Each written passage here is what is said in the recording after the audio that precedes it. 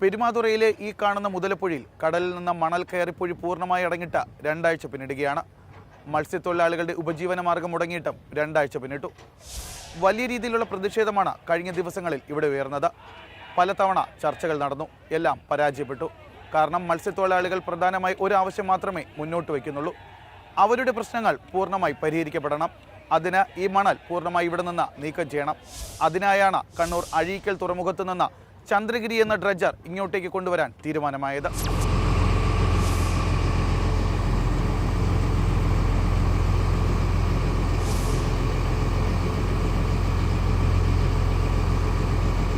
ചന്ദ്രഗിരി എന്ന് പറയുന്നത് ഒരു കട്ടർ സെക്ഷൻ ഡ്രഡ്ജറാണ്. സാധാരണഗതിയിൽ ഒരു ഡ്രഡ്ജറിന് നീക്കാൻ സാധിക്കുന്നത് മണൽ മാത്രമാണ്.